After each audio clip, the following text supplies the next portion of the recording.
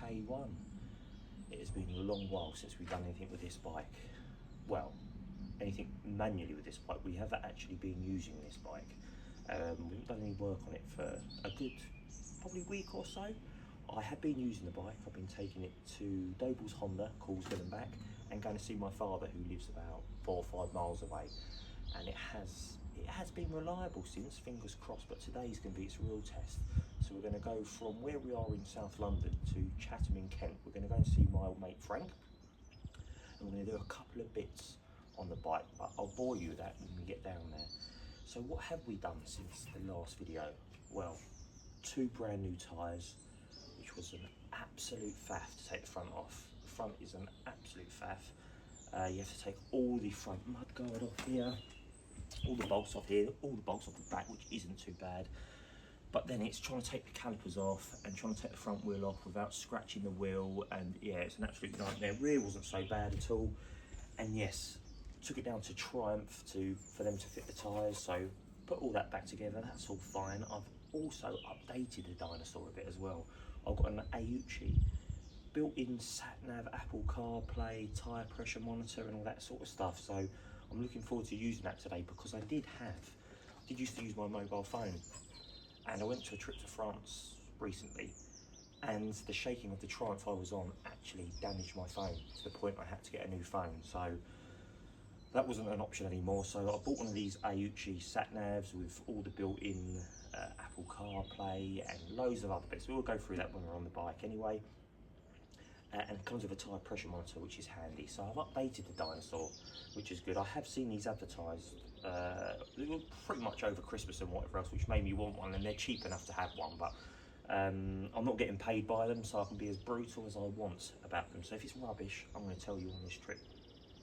So yes, we're going to ride down to where Frank lives in Chatham Way. We're going to try and find some nice areas to do a bit of footage of the old K1, and then we're going to go see Frankie boy.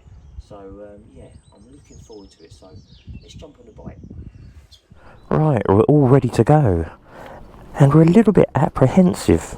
Will the BMW K1 get us to our destination? It is the furthest it has been in my ownership, so yes, I've got a little bit of a toolkit which I'm hoping I won't need. So first stop is fuel, and then yes, hit the motorway and give her a good old blast out, which is what she needs. So, enough waffle. I'm going to get on the road, and you can join me in about 15 to 20 minutes, and I'll let you know how it's all going. Jungle juice time. We put in the good stuff. She's a thirsty girl. Let's see how much we can get in there. Should be able to put 20 squids in.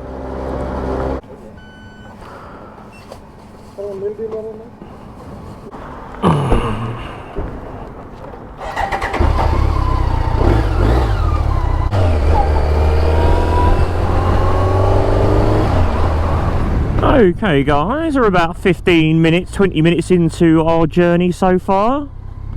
Everything seems to be going okay. I don't want to tempt fate by saying that, but it does seem alright.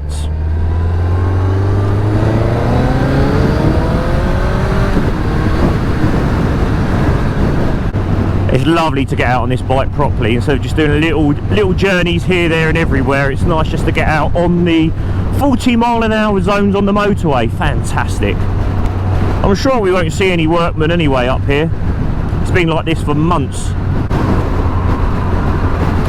I know Frank's going to be watching this and moaning, "Oh, why are you not off the limiter everywhere? You should be off the limiter, stop driving it like a little girl. They like to be bounced off the limiter everywhere. Keep it in third at 8,000 revs." Well, what a bland bit of motorway that was. But everything seems to be going fine. My sat-nav is absolutely fantastic. I've also got it wired up into my helmet so I can hear directions, which is useful. But yeah, really clear. It tells me where there's traffic. It tells me where there's speed enforcement and all that good stuff. So I've also got music on as well. So yes, I'm very pleased with this little Aoocci special. Telling me my rear tyre pressure is high, so I'll have to check that. Some less restrictions now, which is useful. See, she does knock out some heat, it must be said. Coming out the left side here, you can really feel a bit of heat coming out. But hopefully when we get up to sort of 70 mile an hour, that will feel a little less. Right, it's surprisingly comfortable at sort of 75 miles an hour. The heat dissipates a bit more that way as well, so it's surprisingly comfortable actually. I am going to moan a little bit that I would like risers, but we might be able to move the handlebars a little bit up, so we'll see about that. But yes, there's a couple of things we need to do at Frank's, one of them being the fuel sender unit. I don't think we've set at the right height, so we're gonna adjust that and just give the bike a good look over. But before we get there, we're going to go on a bit of a jaunt, so yeah, see me at the destination. God awful amounts of traffic, but we are getting through it. But my plums are roasting, to say the least. She does knock out some heat, doesn't she? Oh. No, did you hear it go as well? Yeah. Yeah, it just went bang, did it? Well, it's just made a funny grinding noise all of a sudden. And went on one cylinder? No, it was okay. Right. And then it just went smoke. Oh, you're kidding.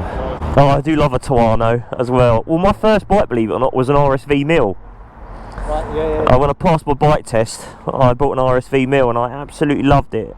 It was the 04, so it was the pre to this shape. Yeah.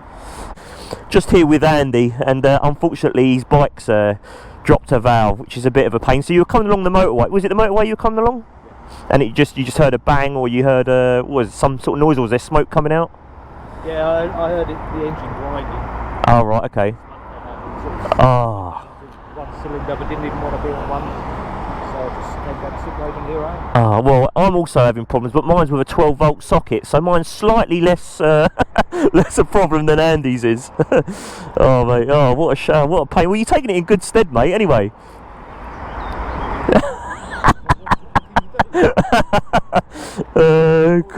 Anyway, I've got someone to meet, Andy. Best of luck, mate. Anyway, I hope everything goes okay with it. Yeah, so Andy's had a right nightmare today, but he's taken it like a champ, in fairness. Where we've had a little bit of a problem with the 12-volt socket, so we've had to come over and we've had to give it a wiggle. I don't know if it's getting too hot where the position is at the minute, but yes, our problem is considerably less of an issue than what Andy's is. So yeah, he's taken it like a champ, but he's had quite a few bikes and whatever else. He knows the coup and he's handy as well, so he'll get it sorted.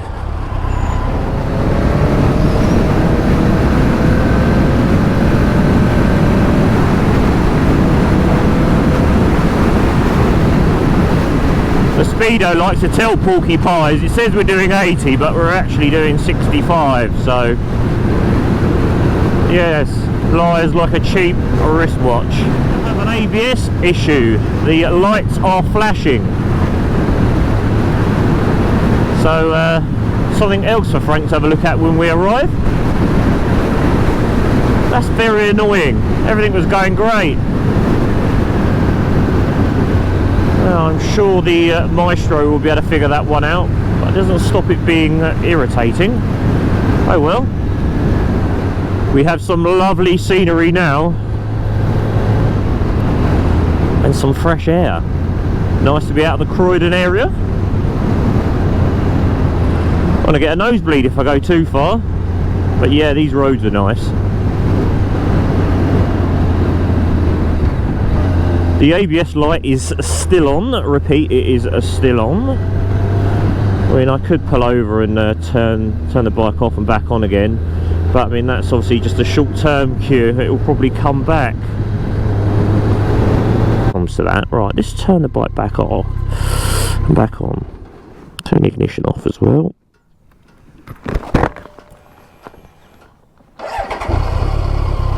Alright.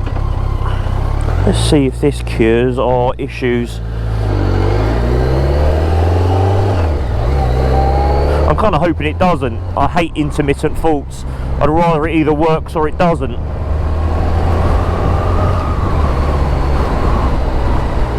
And it seems to be staying on, which, to be honest, I prefer. Because nothing worse than getting somewhere and you, especially if you're going to go and see Frank, because you'll know what the issue is, and then it's not doing it. So I'd rather it does it now. Absolutely beautiful.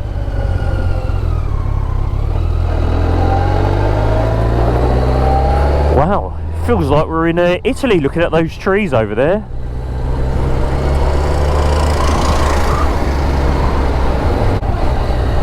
Just thought I'd come and find some lovely roads.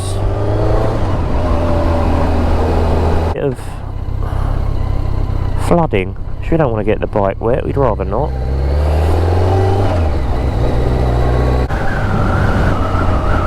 We're in Cooling. If anybody knows Cooling, then please do put it in the comments. Is Cooling famous for anything? Or Cooling, however it's pronounced?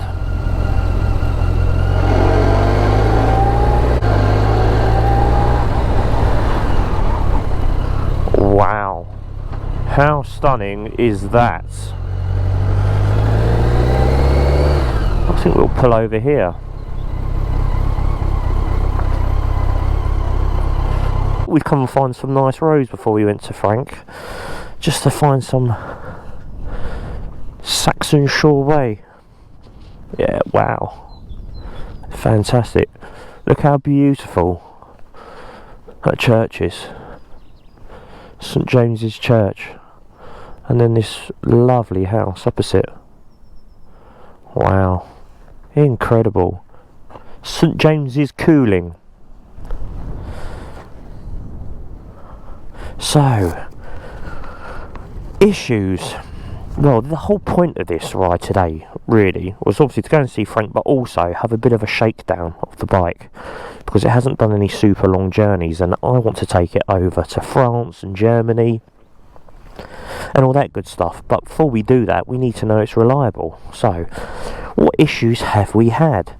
Well, with the 12-volt socket, we've had a bit of a problem. I've taken the socket off twice. I've given it a good clean, put it back on, gave it a good shake, had no issues. But twice, I've had to take the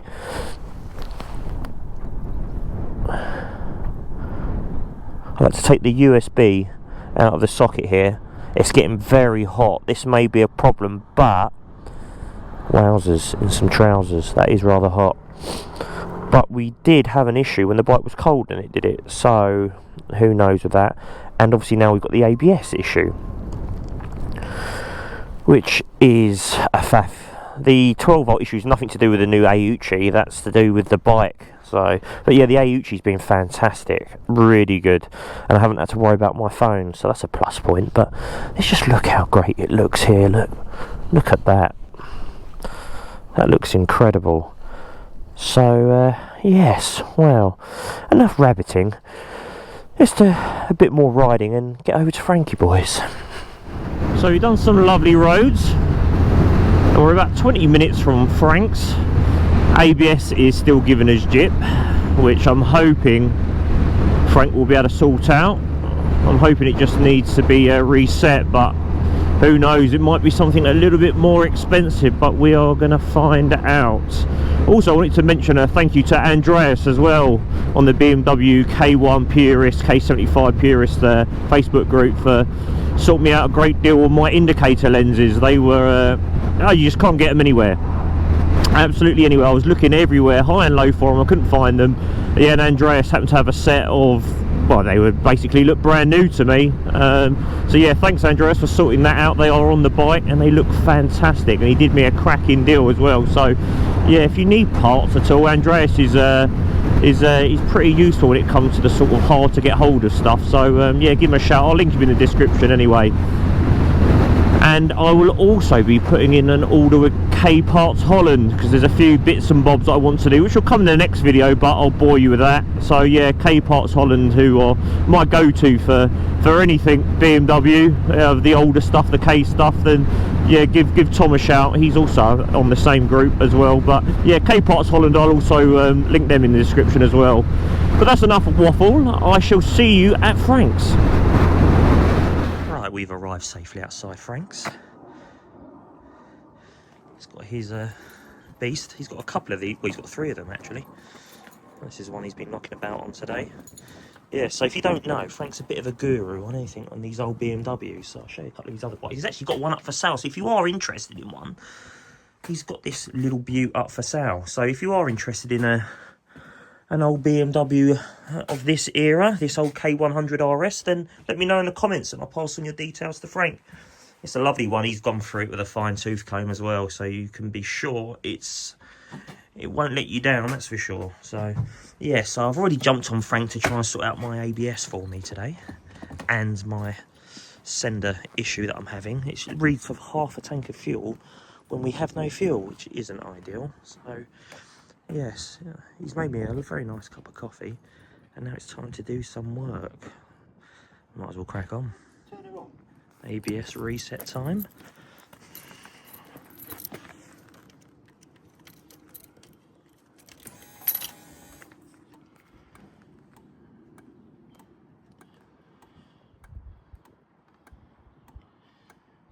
Ignition on.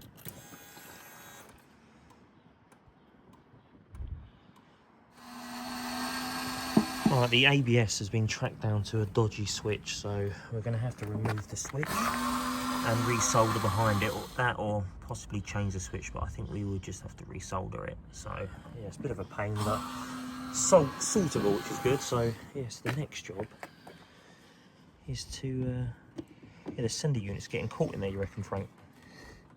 Yeah. So we're going to adjust the sender unit, so because at the moment it's getting stuck on half a tank, so that's the next job. It's all go. Going down into the recess. Yeah, I can say, yeah, it's sitting stuck on the side there, so it should go into that recess down there. Right, okay. Fantastic. Is it pregnant?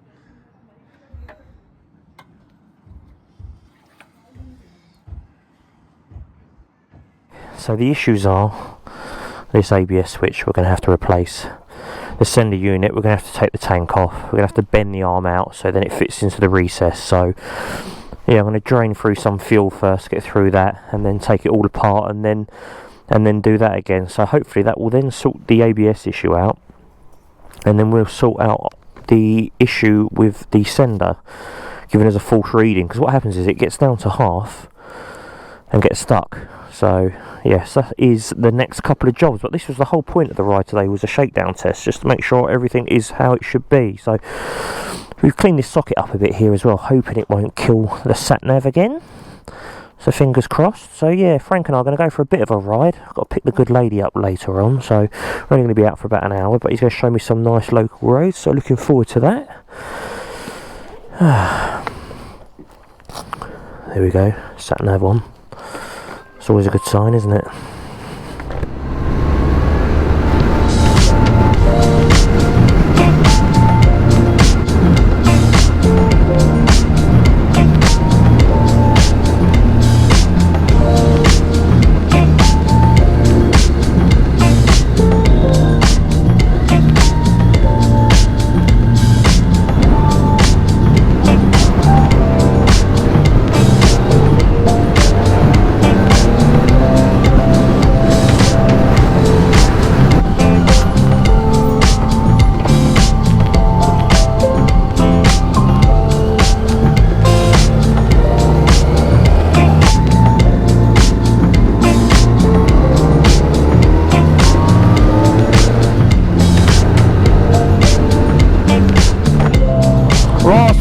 Mate.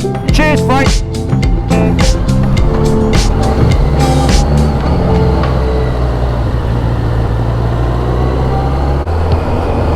Alright, a nice ride out with Frank, very enjoyable.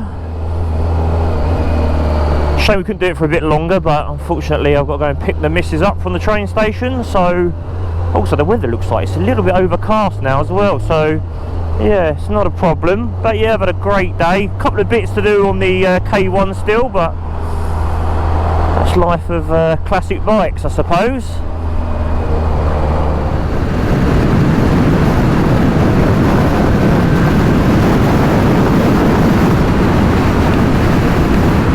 Stuck in one of those horrible 50-mile-an-hour zones on the motorway on the way back.